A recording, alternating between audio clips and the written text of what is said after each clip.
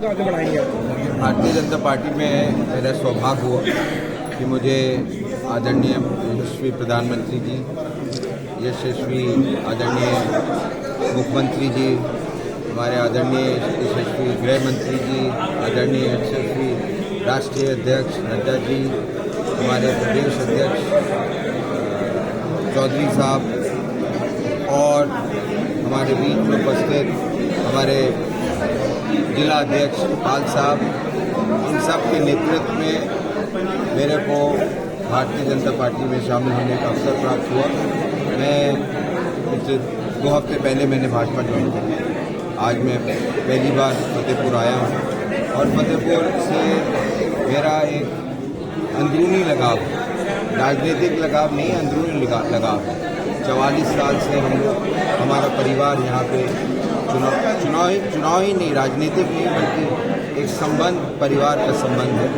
इस नाते मुझे इतना हर्ष महसूस हो रहा है इस तरीके से हमारे नौजवान, हमारे सब साथी यहाँ पे हम लोग को देख कर आए, अब हम लोग का स्वागत करने हैं, हमसे मिलने आए। और मुझे ये लगता है कि आने वाले समय में जो मोदी जी का नारा है, अब की बार 400 बार, वो हम लोग सफल बनाने में कामयाब। आपने कहा था राम मंदिर को भाजपा ने हाईजैक कर लिया, क्या आपको भी हाईजैक कर लिया? मैंने तो कभी नहीं कहा राम मंदिर को हाईजैक कर लिया। अगर आप मेरी पिछली बाइट में उठा के देखेंगे, मैंने ये कहा था कि 140 करोड़ भारतवासियों का आस्था का सवाल है। 140 करोड़ राम में सबको आस्था है और जिनको जिनको बुलावा आया था उन सबको जाना चाहिए।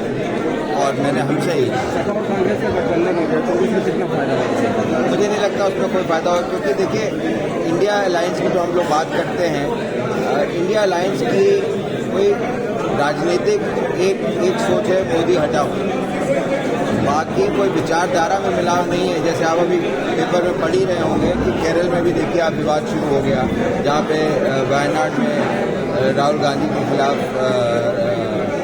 राजा जी की धर्मपत्नी लड़ रही है।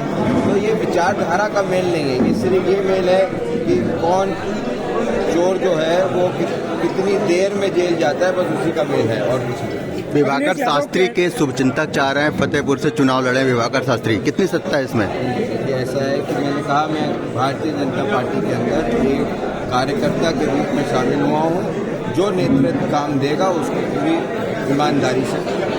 अखिलेश यादव कहना है कि पीडीए का परिवार बढ़ रहा है और जो बदल देगा इतिहास, इसको किस तरह आप देख रहे हैं? कुछ महीने की बात है, इतिहास किसका बदलेगा वो पता लग जाएगा। राहुल गांधी कहना है कि बदलाव की बयार चल रही है, यूपी तैयार है। राहुल जी से पहले ये पूछिए कि राहुल जी जो विचारधारा की लड़ाई कहते हैं, 2 विचारधाराओं की लड़ाई है। एक तरफ आप कहते हैं मेरा नाम राहुल सावरकर नहीं है और शिवसेना जैसी पार्टी के साथ आप हाथ मिलाते हैं। दूसरी तरफ आपके जो सबसे अभिन्न मित्र हैं लेफ्ट वाले, वो आपके खिलाफ कहते हैं, वो कहते हैं आप नॉर्थ से चुनाव लड़िए, वहाँ केरल मत आइए। तो ये कौन सी विचारधारा की लड़ाई है? सिर्फ मोदी हटाओ की लड़ाई। और कांग्रेस के 6 बागी विधायक को निष्कासित किया गया है। हाँ। उसमें भाजपा की रणनीति बताई जा रही है। देखिए, कांग्रेस के अंदर इस वक्त विचारधारा की बहुत लड़ाई है। नेतृत्व ये समझ नहीं पा रहा है कि लोग कांग्रेस को छोड़ के क्यों जा रहे हैं। नेतृत्व को समझना पड़ेगा, नेतृत्व को जानना पड़ेगा कि जनता क्या चाहती है। समाजवादी पार्टी ने एक फोटो ट्वीट किया है और उसमें लिखा है कि सरकार की अनदेखी से परेशान होकर गौवंश थाने पहुंच गए और गुहार लगा रहे हैं। कहाँ है सरकार? उत्तर प्रदेश की सरकार की बात कर रहे हैं आप? समाजवादी पार्टी ने ट्वीट किया है। अच्छा, मैंने देखा नहीं है इसको, कब किया है? आज मैंने देखा नहीं। तो उत्तर प्रदेश की सरकार तो आप जानते ही हैं, बाबा की सरकार है, सरकार है, तो कहाँ है?